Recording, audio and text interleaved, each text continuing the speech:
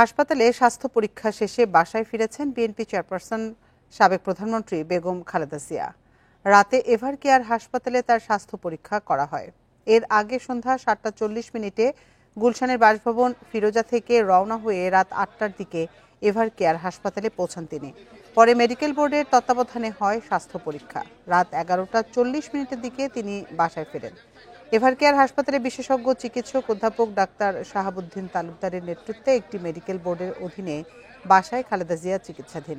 এর আগে গত ২৩ জুলাই রাতে মেডিকেল বোর্ডের সিদ্ধান্ত অনুযায়ী এভার কেয়ার হাসপাতালে শারীরিক কিছু জরুরি পরীক্ষা নিরীক্ষা করান বেগম খালেদা জিয়া।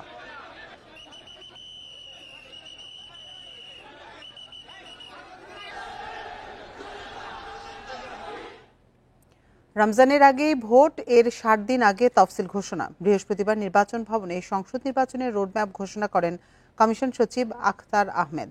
জানান, সেপ্টেম্বরের শেষ সপ্তাহ থেকে অংশীজনদের সঙ্গে সংলাপ।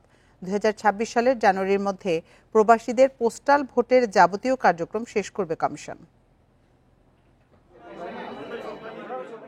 ২৪টি কর্মপরিকল্পনা নিয়ে জাতীয় নির্বাচনের রোডম্যাপ চূড়ান্ত করেছে নির্বাচন কমিশন। তবে রোডম্যাপ চূড়ান্ত হলেও ভোট গ্রহণ বা তফসিলের তারিখ ঠিক করেনি ইসি।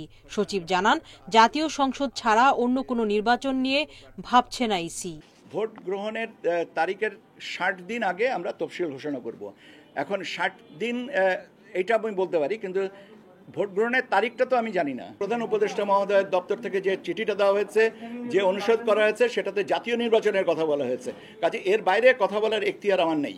চূড়ান্ত ভোটার তালিকা প্রকাশ ৩০ নভেম্বর, আর রাজনৈতিক দল নিবন্ধন চূড়ান্ত হবে ৩০ সেপ্টেম্বরের মধ্যে। সংসদীয় আসনের সীমানা চূড়ান্ত করে গেজেট প্রকাশ হবে ১৫ সেপ্টেম্বর।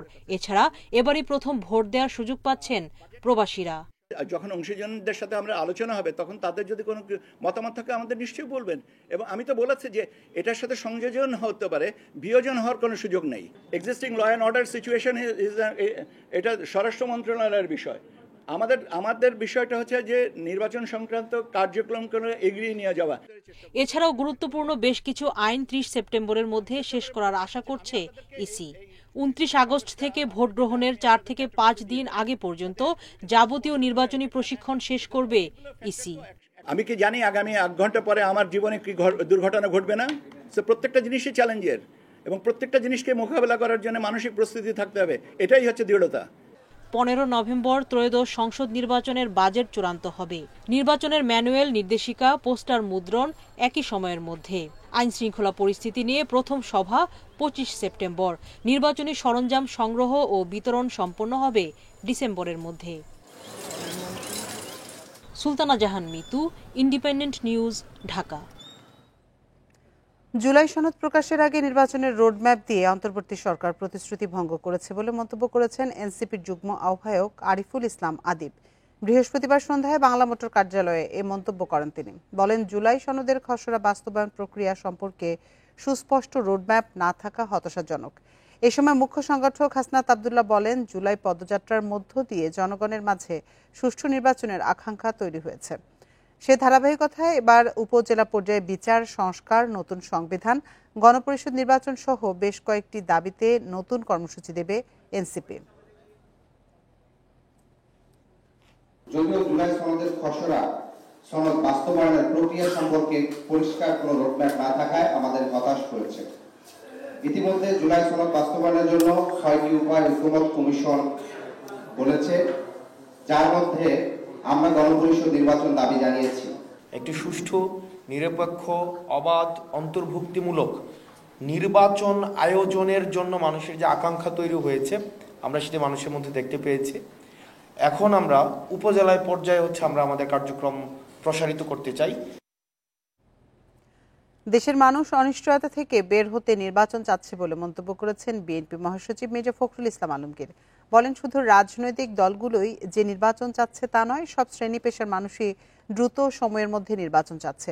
বৃহস্পতিবার সাংবাদিকদের সঙ্গে আলাপকালে বিএনপি মহাসচিব এ মন্তব্য করেন। না, আমি খুব খুশি। মানুষ এই অনিশ্চয়তা থেকে বেরিয়ে আসার জন্য নির্বাচনটা চাচ্ছে ভীষণভাবে। সব ধরনের মানুষ, নট অনলি যে আমরা রাজনৈতিক দলগুলো চাচ্ছি, এভরিবডি। আপনার ইভেন পানের দোকানদার থেকে শুরু করে একদম ইন্ডাস্ট্রিয়ালিস্ট পর্যন্ত They want that this election should be done immediately. 24-এর গণঅভ্যুত্থান তরুণদের উপর প্রত্যাশা বাড়িয়ে দিয়েছে। বিভিন্ন দল তরুণ রাজনৈতিক নেতাদের উপর ভরসা রাখতে চাইছে। বিএনপিও আগামী নির্বাচনে মনোনয়ন দৌড়ে তরুণদের এগিয়ে রাখতে চায়। এক্ষেত্রে ত্যাগী ও মেধাবীদের খুঁজছেন নীতি নির্ধারকরা। মাঠের নেতাদের আশা, যোগ্যদের যথাযথ মূল্যায়ন করবে দল। 1979 সালে তরুণদের মাঝে বাংলাদেশি জাতীয়তাবাদের উন্মেষ ঘটাতে শহীদ প্রেসিডেন্ট জিয়াউর রহমান ছাত্রদল গঠন করেন। 90-এর স্বৈরাচার বিরোধী আন্দোলন থেকে 24-এর গণঅভ্যুত্থান, সব আন্দোলনেই ভূমিকা রাখে এই ছাত্র সংগঠন। রুহুল কবির রিজভী, আমানুল্লাহ আমান, শহীদ উদ্দিন চৌধুরী এনি, নাসির উদ্দিন আহমেদ পিন্টু, আজিজুল বারী হেলালের মতো বহু হেভিওয়েট নেতা উঠে এসেছেন ছাত্রদল থেকে। আগামী নির্বাচনেও ছাত্র রাজনীতি থেকে উঠে আসা নেতাদের মনোনয়ন দৌড়ে এগিয়ে রাখতে চায় বিএনপি। ত্যাগী, গ্রহণযোগ্য ও মেধাবীদের অগ্রাধিকার দেওয়ার কথা জানান তথ্য সম্পাদক আজিজুল বারী হেলাল। জাতীয়তাবাদী ছাত্র দলের থেকে গড়ে ওঠা নেতৃত্ব সেখানে এবার সংখ্যায় খুবই বেশি থাকবে। বাংলাদেশের পলিটিক্সটা করতে পারবেন, অর্থাৎ জাতীয়তাবাদের রাজনীতিটা করতে পারবেন, সেই বিষয়টা আমরা বেশি প্রায়োরিটি দেব, যে বাংলাদেশকে সে কতটা ধারণ করতে পারলো। এক্ষেত্রে পক্ষপাতিত্ব নয়, জাতীয়তাবাদে বিশ্বাসী নেতাদের যথাযথ মূল্যায়ন করা হবে বলে প্রত্যাশা তরুণ নেতাদের। কোনো কোটার ভিত্তিতে মনোনয়ন দেওয়া না হোক, জনপ্রিয়তা দেখে মনোনয়ন দেওয়া হোক, সেটা দলের জন্য ভালো হবে। সেই কারণেই যে দল ওই আসনটা 100% পাবে। একজন 100% জাতীয়তাবাদী ছেলে, একদম 100% জাতীয়তাবাদী একজন সৈনিককে রোপণ করা খুব জরুরি হয়ে পড়েছে বলে আমি মনে করি। 5 আগস্ট রাজনৈতিক পট পরিবর্তনের পর থেকে তরুণ নেতাদের উপর প্রত্যাশা আরও বেড়েছে দলগুলোর। নির্বাচনে জয় পেতে যোগ্য তরুণদের প্রাধান্য দিতে চায় তারা। মাহফুজার রহমান মিলন, ইন্ডিপেন্ডেন্ট নিউজ, ঢাকা।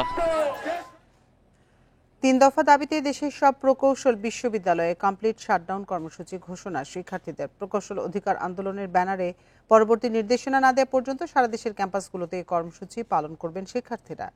বৃহস্পতিবার বিকেলে রাজধানীর ইঞ্জিনিয়ারিং ইনস্টিটিউটে সংবাদ সম্মেলনে এই কর্মসূচি ঘোষণা করেন প্রকৌশল অধিকার আন্দোলনের নেতারা।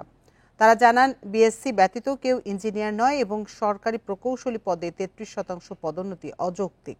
শিক্ষার্থীদের 3 দফা দাবি আদায় না হওয়া পর্যন্ত আন্দোলন চলবে বলেও জানান প্রকৌশল অধিকার আন্দোলনের সভাপতি মোহাম্মদ ওয়ালিউল্লাহ। দাবি আদায়ে গত মঙ্গলবার বিকেল থেকে রাজধানীর শাহবাগে অবস্থান কর্মসূচি পালন করে আসছিলেন বুয়েটের শিক্ষার্থীরা।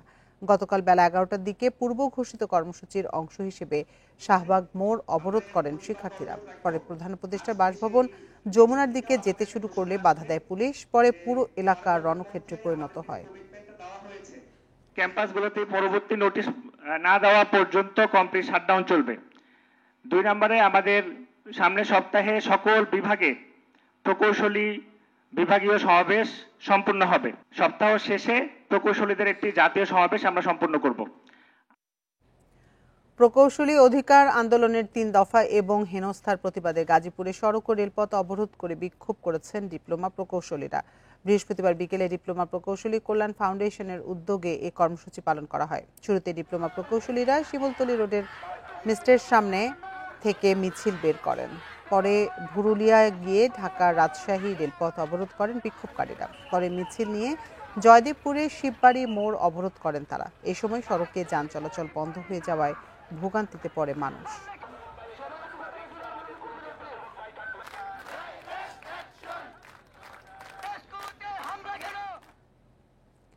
ডাকসু নির্বাচন সামনে রেখে ক্যাম্পাস ভিত্তিক পার্ট টাইম কর্মসংস্থানের ব্যবস্থা, সাইবার সিকিউরিটি নিশ্চিত সহ 10 দফা ইশতেহার ঘোষণা করেছে ছাত্রদল। এদিকে নির্বাচন হওয়া নিয়ে সংশয় প্রকাশ করছে বৈষম্য বিরোধী শিক্ষার্থী সংসদ। তবে কর্তৃপক্ষ বলছে নির্বাচন নির্দিষ্ট সময়েই হবে। ছাত্র সংসদ নির্বাচনকে কেন্দ্র করে জমজমাট ঢাকা বিশ্ববিদ্যালয় ক্যাম্পাস। বৃহস্পতিবার নির্বাচনী ইশতেহার ঘোষণা করেছে ছাত্রদল প্যানেল। ইশতেহারে যানবাহন সংকট দূর করা, সাইবার সিকিউরিটি এবং সাইবার বুলিং প্রতিরোধের ব্যবস্থা নেয়ার প্রতিশ্রুতি দেয়া হয়। এছাড়াও ক্যাম্পাস ভিত্তিক পার্ট টাইম কর্মসংস্থানের ব্যবস্থা করা, শিক্ষার্থীদের আইনি সহায়তার জন্য আইনজীবীদের নিয়ে একটি প্যানেল গঠন করা, প্রাণীবান্ধব ক্যাম্পাস হিসেবে প্রতিষ্ঠা করারও প্রতিশ্রুতি দেয়া হয়। লাঞ্চের পর আসেন, কালচার দূর করে ভবনের সার্বিক কার্যক্রম হয়রানিমুক্ত, আধুনিক ও গতিশীল করার লক্ষ্যে সার্টিফিকেট, উটেন্সিল উত্তোলন, নানাবিধ ফি প্রদান সহ যাবতীয় প্রশাসনিক কার্যক্রমকে ধাপে ধাপে ডিজিটালাইজ করা ও ডিজিটাল সার্ভিস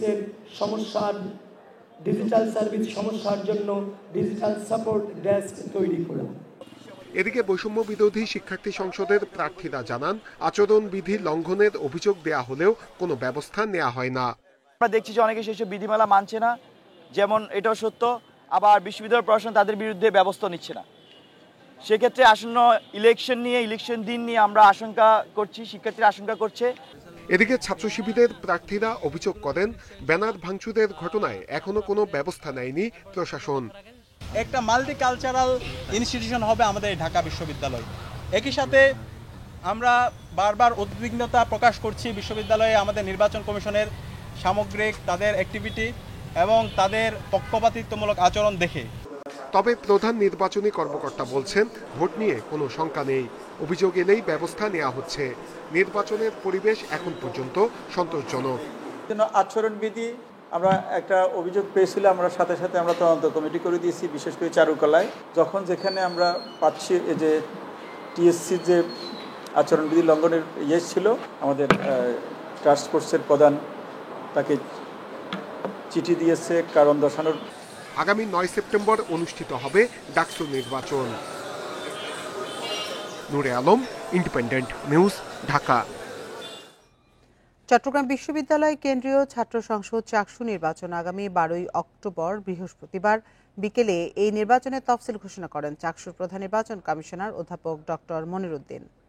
তিনি জানান, 12 অক্টোবর সকাল 9টা থেকে বিকেল 4টা পর্যন্ত চলবে ভোট গ্রহণ। অনেক শিক্ষার্থী এখনও ভোটার হয়নি উল্লেখ করে ডক্টর মনির জানান, এসব শিক্ষার্থীকে যুক্ত করে আগামী 1 সেপ্টেম্বর খসড়া ভোটার তালিকা প্রকাশ করা হবে। 11 সেপ্টেম্বর দেয়া হবে চূড়ান্ত তালিকা।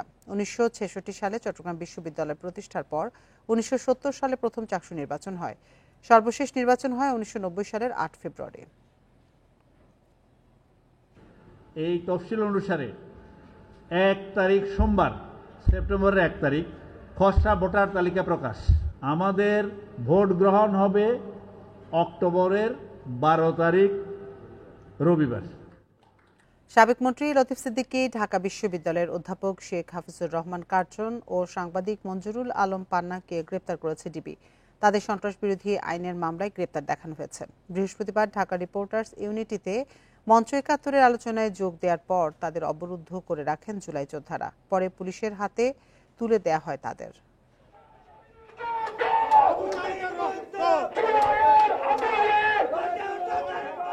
এই হট্টগোল মঞ্চ ৭১-এর আয়োজিত স্বাধীনতা ও সংবিধান নিয়ে এক আলোচনার সভাকে ঘিরে। আওয়ামী লীগের সাবেক মন্ত্রী আব্দুল লতিফ সিদ্দিকীর এই অনুষ্ঠানে যোগ দেয়া নিয়ে এর সূত্রপাত। আলোচনায় আরও যোগ দেন অধ্যাপক হাফিজুর রহমান কার্জন, সাংবাদিক মঞ্জুরুল আলম পান্না সহ অনেকেই। এ সময় লতিফ সিদ্দিকীর বিরুদ্ধে নানা স্লোগান দেন অবরুদ্ধকারীরা। তাদের অভিযোগ, আওয়ামী লীগকে পুনর্বাসন করার চেষ্টা করছেন লতিফ সিদ্দিকী। তবে নিজেকে জুলাই আন্দোলনের একজন সমর্থনকারী হিসেবে দাবি করেন তিনি। উনি কে, উনার পরিচয় কি, উনি কোন ধরনের লোক, এগুলো তো যথেষ্ট আপনাদের জানা আছে। নতুনভাবে এই ফ্যাসিস্টের দূষর খুনি হাসিনার যে দিল্লির প্রেসক্রিপশন এখানে আওয়ামী লীগ পুনর্বাসন করার ঠিকাদারি নিয়েছে, তার ব্যাপারে আমাদের কোনো আপোষ নেই। আমি 16 জুলাই বলেছি এই সরকারের পতন চাই। বৈষম্য বিরোধী আন্দোলন যারা করছে আমি তাদেরকে 100% সমর্থন করি। কিসের মাধ্যমে? বিবিসি শুনে রেখেন। মঞ্চ ৭১-এর আলোচনায় তাদের অবরুদ্ধ রেখে পুলিশে খবর দেয় বিক্ষোভকারীরা। পরে পুলিশ এসে পরিস্থিতি নিয়ন্ত্রণে নেয়। লতিফ সিদ্দিকী, সাংবাদিক মঞ্জুরুল আলম পান্না, অধ্যাপক হাফিজুর রহমান কার্জন সহ বেশ কয়েকজনকে নেওয়া হয় হেফাজতে। আইনি প্রক্রিয়া অনুযায়ী পরবর্তী ব্যবস্থা জানায় পুলিশ। মিটিং করছিল, ওই খবর পেয়ে আমরা আসছি। আপনারা দেখছেন যে এরা মানে জনগণই আমাদের হাতে তুলে দিয়েছে। আমরা এখনো যাই না যে কে আসলে মুক্তিযোদ্ধাকে, আমরা এটা যাচাই বাছাই করবো। যাচাই করে যে লিগাল যে প্রসিডিউর হবে, আইনগত ব্যবস্থা, সেটা আমরা পদক্ষেপ গ্রহণ করব। আওয়ামী লীগ সরকারের মন্ত্রী ছিলেন লতিফ সিদ্দিকী। হজ নিয়ে বিতর্কিত মন্তব্যের জেরে মন্ত্রিত্ব হারান তিনি। বন ইবনে কামাল, ইন্ডিপেন্ডেন্ট নিউজ, ঢাকা। জঙ্গি হামলার আশঙ্কার বিষয়ে পররাষ্ট্র মন্ত্রণালয়কে আনুষ্ঠানিকভাবে কিছু জানায়নি ঢাকায় মার্কিন দূতাবাস, জানিয়েছেন পররাষ্ট্র উপদেষ্টা তৌহিদ হোসেন। বৃহস্পতিবার সন্ধ্যায় নিজের মন্ত্রণালয়ে সাংবাদিকদের প্রশ্নের জবাবে তিনি আরও বলেন, নিরাপত্তার ইস্যুটি বিস্তারিত জানাতে পারবে স্বরাষ্ট্র মন্ত্রণালয়। আপনাদেরকে এটুকু বলতে পারি যে যেদিকে জানানো হয়েছে সেটা ইনফর্মাল এবং সেটা আমার কাছে না। আর কী ব্যবস্থা নিচ্ছে সেটা আপনারা যদি আসলে এটা সিকিউরিটি সংক্রান্ত হয়ে থাকে তাহলে হোম হয়তো বলতে পারবে। আওয়ামী লীগের 3 মেয়াদে 20টি সরকারি মেডিকেল অনুমোদন পেলেও শিক্ষক নিয়োগ হয়নি বললেই চলে। সংকট কাটাতে 7,500 সুপার নিউমারারি পদ সৃষ্টি করছে অন্তর্বর্তী সরকার। তবে চিকিৎসক নেতারা বলছেন এগুলোই আওয়ামী সমর্থকদের পদোন্নতির সুযোগ বেশি, কারণ বঞ্চিত বহু চিকিৎসক নতুন পদে আবেদন করতে পারবেন। এজন্য সব সংগঠনের সঙ্গে আলোচনা করে তালিকা করার আহ্বান তাদের। 15.5 বছরের শাসনামলে বিভিন্ন শহরে প্রায় 20টি সরকারি মেডিকেল কলেজের অনুমোদন দেয় আওয়ামী লীগ সরকার। এসবের বেশিরভাগেরই শিক্ষা কার্যক্রম নিয়ে নানা অভিযোগ ছিল খোদ শিক্ষার্থীদের। দীর্ঘ সময় ধরে অবকাঠামোই ছিল না 2-1টি মেডিকেলের। এছাড়া 2013 সালের রেকর্ড 11টি বেসরকারি মেডিকেল কলেজের অনুমোদন দেওয়া হয়েছিল। শিক্ষক সংকটে এসব মেডিকেলের শিক্ষা কার্যক্রম এখনও স্থবির প্রায়। বিশেষ করে ফরেনসিক মেডিসিন, অ্যানেস্থেশিয়ার মতো বিষয়ে এই সংকট সবচেয়ে বেশি। সমাধান হিসেবে জুনিয়র কনসালটেন্ট, সহকারী, সহযোগী ও অধ্যাপকের সুপার নিউমারারি পদ সৃষ্টি করেছে সরকার। একটা বড় আবেদনকারীর সংখ্যা আছে যারা আসলে তারা মনে করছেন যে তারা পদোন্নতির উপযুক্ত, তারা পদোন্নতি নানাবিধ কারণে পান নাই, কিন্তু আমাদের শূন্য পদ নাই। এই যে যারা পদোন্নতি প্রার্থী আছেন কিন্তু শূন্য পদ নাই, তাদের এই আবেদনগুলোকে বিবেচনায় নিয়ে সরকার পদোন্নতির নিয়েছেন। ইনফ্যাক্ট এটার সংখ্যা কিন্তু আসলে 7,000-এর উপরে। পেশাজীবীরা বলছেন ঢালাও পদোন্নতির সুবিধা বাগিয়ে নেবে আওয়ামী লীগ সমর্থক ও সুবিধাভোগীরাই, কারণ 15 বছরে বঞ্চিতরা নতুন পদে আবেদনের সুযোগই পাবেন না। যারা বিভিন্ন বৈষম্যের শিকার করে পদোন্নতি দিয়েছে তাদের অবশ্যই সেখান থেকে তাদের কম গুরুত্বপূর্ণ জায়গায় দিতে হবে। আর যারা বঞ্চিত হয়েছে গত 15 বছর তাদেরকে প্রমোশন দিয়ে, তাদের পদোন্নতি দিয়ে, তাদের ভূতাপেক্ষা পদোন্নতি দিয়ে তাদের সেই পর্যায়ে এনে তাদের পদায়ন করতে হবে। এমন কার্যক্রমের ক্ষেত্রে চিকিৎসক সংগঠনগুলোর সাথে সমন্বয়ের পরামর্শ দিচ্ছেন নেতারা। Arafatur Rahman, independent news, Dhaka. চট্টগ্রাম বন্দরে জাহাজের গড় অবস্থানকাল নেমেছে 2 দিনে। চলতি মাসের শুরুতে সময়কাল ছিল 4 থেকে 6 দিন। সম্প্রতি বন্দরে গাড়ি সংযোজন, টার্মিনাল সম্প্রসারণ সহ বেশ কিছু উদ্যোগের কারণে এমন উন্নতি বলে জানিয়েছে কর্তৃপক্ষ। বন্দর ব্যবহারকারীরা বলছে এই ধারা অব্যাহত থাকলে ইতিবাচক প্রভাব পড়বে দেশের অর্থনীতিতে। গত অর্থ বছরের শেষে কাস্টমস কর্মকর্তাদের কর্মবিরতি, ঈদের দীর্ঘ ছুটি সহ নানা কারণে বন্দরের ইয়ার্ডে তৈরি হয় বিশাল পণ্যজট, যার প্রভাব পড়ে বহির্নোঙর থেকে জেটিতে জাহাজ প্রবেশেও। সে সময় চট্টগ্রাম বন্দরে জাহাজের গড় অবস্থানকাল বেড়ে দাঁড়ায় প্রায় 6 দিন। তবে চলতি অর্থ বছরের শুরু থেকে আবারও ঘুরে দাঁড়াতে শুরু করেছে বন্দরের পণ্য খালাস ও জাহাজীকরণ কার্যক্রম। চলতি সপ্তাহে বন্দরে জাহাজের গড় অবস্থানকাল দাঁড়িয়েছে 2 দিন। এতে বহির্নোঙরে কমেছে জাহাজের সংখ্যাও। গত বছরের আগস্টে বহির্নোঙরে অপেক্ষমান জাহাজের সংখ্যা ছিল গড়ে 14টি। এবছরের আগস্টে এই সংখ্যা 3 থেকে 4টিতে নেমে এসেছে। বন্দরের অভ্যন্তরে যে মালামালগুলো খুলে ডেলিভারি হয় সেগুলা যেন বাইরে ডিপুতে হয় সে ব্যাপারে আমরা কাস্টমসের কাছে চিঠি লিখেছি বিভিন্ন সময়ে। ডেলিভারির বিষয়টা যদি বাইরে থেকে করতে পারি অবডক থেকে, তাহলে চট্টগ্রাম বন্দরের অভ্যন্তরে যে সক্ষমতাটা আরও বেড়ে যাবে।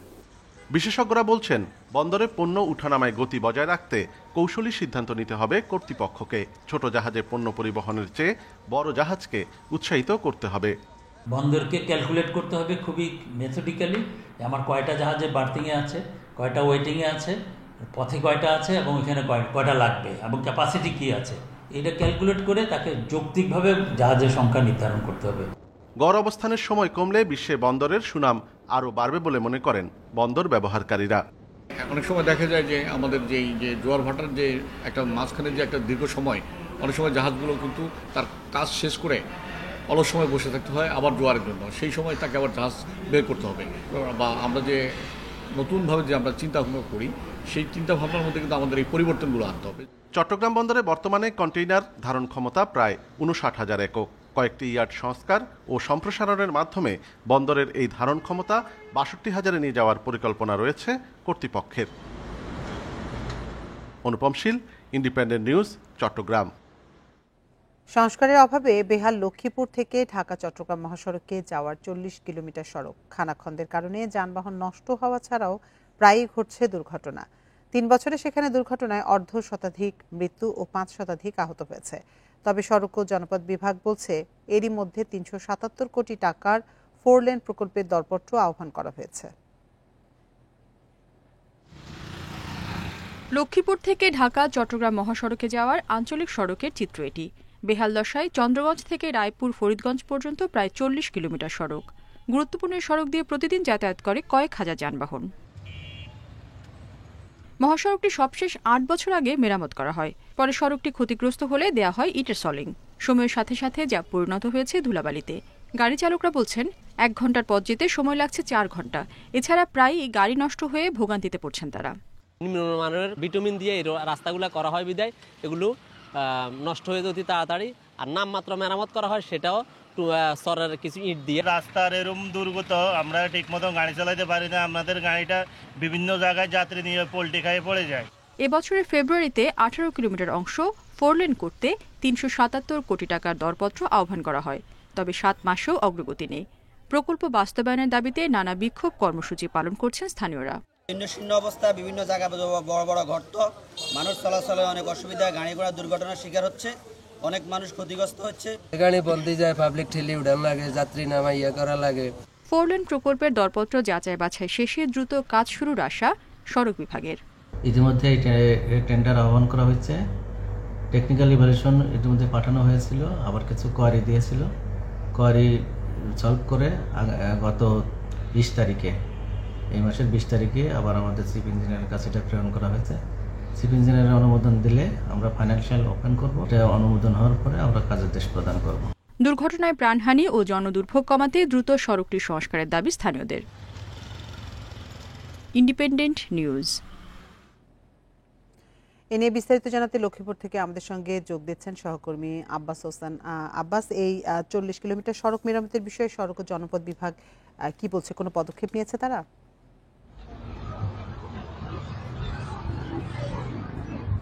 আসলে কিন্তু গত কয়েক বছর ধরে আমরা যেটি দেখেছি, লক্ষ্মীপুরের যে চন্দ্রগঞ্জ থেকে রায়পুরের যে ফরিদগঞ্জের যে বর্ডার পর্যন্ত অর্থাৎ 40 কিলোমিটার এলাকা রয়েছে, এই এলাকায় কিন্তু বেশিরভাগই আমরা দেখেছি যে খানাখন্দে ভরা। অর্থাৎ এই সড়ক দিয়ে কিন্তু প্রতিদিন শত শত যে যানবাহন চলাচল করে। অর্থাৎ লক্ষ্মীপুর, ঢাকা, চট্টগ্রাম সহ এই 21টি জেলার এই অঞ্চল দিয়ে কিন্তু মানুষ কিন্তু ঢাকা চট্টগ্রাম চলাচল করে। অর্থাৎ গত কয়েকদিনের টানা বৃষ্টি, এর আগে যে সড়কটি ঝুঁকিপূর্ণ কারণে কিন্তু চলাচল ব্যাহত হচ্ছে। অর্থাৎ প্রতিনিয়ত আমরা যেটা দেখেছি যে দুর্ঘটনা ঘটছে। যদি গত 3 বছরে যদি আমরা পুলিশে বিভাগ কেন্দ্রিক তথ্য পেয়েছি, প্রায় 59 জন যে মানুষ কিন্তু মারা গেছে এবং 500 বেশি আহত হয়েছে। অর্থাৎ এই প্রতিনিয়তকেই রাস্তা খারাপের কারণে দুর্ঘটনা লেগে আছে এবং যে পাশাপাশি যে বিভিন্ন যানবাহনের যান্ত্রাংশ যেগুলো রয়েছে সেগুলো কিন্তু নষ্ট হচ্ছে এবং প্রায় আমরা দেখেছি যে গাড়ি উল্টো যে রাস্তায় উল্টে গিয়ে যানজট সৃষ্টি হচ্ছে। অর্থাৎ এত বেশি খারাপ এই সড়কগুলোর অবস্থা। বেশিরভাগ আমরা দেখেছি, আমি এখন যেখানে রয়েছি লক্ষ্মীপুর শহরে, এখানে দেখতে পাচ্ছি যে প্রচুর পরিমাণ যে সড়ক গর্ত রয়েছে, গর্তের কারণে যানবাহন চলাচল ব্যাহত হচ্ছে। যেখানে সময় লাগবে চন্দ্রগঞ্জ থেকে রায়পুর যাওয়ার যে সময় 1 ঘন্টা, সেখানে 4 ঘন্টা পর্যন্ত লেগে যাচ্ছে। অর্থাৎ এত বেশি খারাপ কারণ। তবে সড়ক জনপথ বিভাগের যিনি নির্বাহী প্রতিনিধি রয়েছে নজরুল ইসলাম, তার সাথে আমার কথা হয়েছে। তিনি যেটি জানিয়েছেন, তারা ফেব্রুয়ারিতে যে লক্ষ্মীপুর যে অংশ অর্থাৎ চন্দ্রগঞ্জ থেকে রায়পুর পর্যন্ত জেলা বাস টার্মিনাল পর্যন্ত 18 কিলোমিটার অংশে 377 কোটি টাকা একটি দরপত্র আহ্বান করা হয়েছে। সেটি যাচাই বাছাই চলছে। যাচাই বাছাই হওয়ার পরে মূলত তারা যে পৌরলেনের যে কাজ সেটি করা শুরু করা হবে এমন জানিয়েছে। তবে যদিও ফেব্রুয়ারিতে দরপত্র আহ্বান করা হয়েছে, এর মধ্যে 7টি মাস অতিবাহিত হয়ে গেছে। 7টি মাস অতিবাহিত হওয়ার পরে আমরা এখন পর্যন্ত যে দেখেছি যে এর কোনো অগ্রগতি নেই। এমনকি এখানে যে স্থানীয় এলাকাবাসী অভিযোগ করেছেন। পাশাপাশি এখানে রাজনৈতিক দল, সামাজিক স্বেচ্ছাসেবী সংগঠন সহ বিভিন্ন সর্বস্তরের মানুষ এই পণ্যের বাস্তবায়নের দাবিতে আমরা ইতিমধ্যে দেখেছি যে সড়ক অবরোধ, বিক্ষোভ এবং মানববন্ধন, সংবাদ সম্মেলন সহ অনেক কর্মসূচি পালন করেছেন, কিন্তু এরপর কোনো অগ্রগতি হচ্ছে না। তবে সড়ক ও জনপথ বিভাগ থেকে যেটি জানিয়েছেন তারা দ্রুত সময়ের মধ্যে এই যে দরপত্রগুলো আহ্বান করা হয়েছে সেখানে যাচাই বাছাই করে পণ্যের কাজ যেটি সেটি বাস্তবায়ন করার তারা উদ্যোগ নেবেন, এমনটি সড়ক ও জনপথ বিভাগ থেকে বলা হয়েছে। তবে এখানকার মানুষের যে বাস্তবায়ন, এই সড়ক ও যে সড়কটি রয়েছে সেটি যেন বাস্তবায়ন করা হয় এমনটি দাবি জানিয়েছেন এখানকার এলাকাবাসী সহ বিভিন্ন রাজনৈতিক, সামাজিক এবং বিভিন্ন সংগঠনের নেতৃবৃন্দ। লক্ষ্মীপুর থেকে জানাচ্ছিলেন সহকর্মী আব্বাস হোসেন। সাধারণ ক্রেতাদের সারিতে শৃঙ্খলা বজায় রাখতে ব্যর্থ টিসিবি পণ্য সরবরাহকারীরা। অভিযোগ রয়েছে অনেকে 4 থেকে 5 বার পণ্য নিলেও অনেকে আবার একবারও পাচ্ছে না। ডিলাররা বলছেন অনেকে বিশৃঙ্খলা তৈরি করে বারবার পণ্য কিনছে, সেই সঙ্গে চাহিদার চেয়ে সরবরাহ কম দাবি তাদের। 2 মাস বিরতির পর 10 আগস্ট রাজধানীসহ বিভিন্ন জেলায় শুরু হয় সাধারণ ক্রেতাদের জন্য টিসিবির ট্রাক সেল, যেখানে ফ্যামিলি কার্ড ছাড়াও যে কেউ ভ্রাম্যমাণ ট্রাক থেকে ভর্তুকি মূল্যে টিসিবির পণ্য কিনতে পারবে। ঢাকা মহানগরীর বিভিন্ন স্থানে 60টি ট্রাকে চলছে এ বিক্রি। তবে সেই কার্যক্রমে তৈরি হয়েছে বিশৃঙ্খলা। ফ্যামিলি কার্ডে মাসে একবার পণ্য নেয়ার নিয়ম থাকলেও সাধারণ ট্রাক সেলে তা নেই। অনেকে দীর্ঘ সময় অপেক্ষা করে পণ্য ছাড়াই ফিরছেন খালি হাতে, কেউ কেউ আবার 4 থেকে 5 বারও পণ্য নিচ্ছে। একজনে 4-5 বার করে না, নাকাল বারটি মাইরা লয়ে যা মারে। 2 ঘন্টা, 2.5 ঘন্টা, 3 ঘন্টা দাঁড়াইলো না, টাইমে মাল পাই না। সিরিয়াল হয়ে জায়গা বেশি গ্যাদারিং করে মাল দিচ্ছে না। সংসারের কাজ ফালাই তুই যদি লাইনে দাঁড়ায় না পায় তাহলে এখানে এসে তো কোনো লাভ নাই, কষ্ট করে। বিক্রেতারা বলছে এক তো চাহিদার তুলনায় পণ্য সরবরাহ কম, অন্যদিকে একাধিকবার পণ্যও নিচ্ছে অনেকে। চেষ্টা করেও ক্রেতাদের সারিতে শৃঙ্খলা ফেরাতে পারছে না তারা। এলাকা অনুযায়ী যতটুকু মাল দেওয়া প্রয়োজন অতটুকু মাল নয়, তার চেয়ে বেশি লোক আসতেছে এবং বিশেষ করে মহিলারা প্রচুর পরিমাণে ঝামেলা করে। তারা একবারের জায়গায় 4 মাল নিচ্ছে, 2 বার মাল নিচ্ছে। কাউকে 2 বার দেওয়ার চেষ্টা করি না আমরা, দিও না 2 বার, কিন্তু অনেকে আসি আপনার করে রিকোয়েস্ট করে। টিসিবি কর্তৃপক্ষ বলছে প্রতিদিন এক ট্রাকে 500 জনের জন্য 2.5 টন পণ্য সরবরাহ করা হয়। এর বেশি পণ্য সরবরাহ করা হলে তা বিতরণ করা ডিলারদের জন্য কষ্টসাধ্য হয়ে দাঁড়াবে। একটা ট্রাকে 500 জনের মানে হলো 2.5 টন পণ্য। এই 2.5 টন পণ্য যখন মেইনটেইন করবে একজন ডিলার, যে কজন দিয়ে করুক না কেন, এটা একটা সময়ের ব্যাপার। যদি এর চেয়ে বেশি পণ্য দেওয়া হয় তাহলে দেখা গেল যে মানে এখানে একটু এদিক ওদিক হওয়ার সম্ভাবনা থাকে আর কি। দ্রব্যমূল্যের ঊর্ধ্বগতিতে যখন স্বল্প আয়ের মানুষের বেহাল অবস্থা, তখন টিসিবি পণ্য তাদের জন্য এক আশীর্বাদ স্বরূপ। কিন্তু চাহিদার তুলনায় সরবরাহ কম থাকায় দীর্ঘ সারি থেকে ফিরে যাচ্ছে অনেকে। ক্রেতা ও বিক্রেতা উভয়ই মনে করছে সরবরাহ বাড়লে এর সুফল ভোগ করবে সাধারণ জনগণ।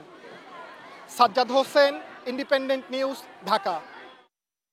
ভরা মৌসুমেও ইলিশ নেই, হতাশ জেলেরা। দিনের পর দিন জাল ফেলেও ফিরছেন শূন্য হাতে। ফলে আর্থিক সংকটে দেনা পরিশোধ নিয়ে দুশ্চিন্তায় জেলেরা। অল্প কিছু মাছ ধরা পড়লেও সেগুলোর দাম আকাশ ছোঁয়া, ফলে সাধারণ ক্রেতার পক্ষে কিনে খাওয়া প্রায় অসম্ভব হয়ে উঠেছে। ভরা মৌসুমেও সাগর নদীতে মিলছে না কাঙ্ক্ষিত ইলিশ। নোয়াখালীর মেঘনা নদী ও বঙ্গোপসাগরে ইলিশের দেখা নেই। মাছ না পেয়ে খালি হাতে ফিরছেন জেলেরা। ইলিশ ধরা না পড়ায় ব্যবসায়ী, আড়তদার, শ্রমিক, কর্মচারী সবার মধ্যেই হতাশা। যা ধরা পড়ছে তা দিয়ে জ্বালানি খরচ ও শ্রমিকের মজুরি মেটানোই কষ্টকর।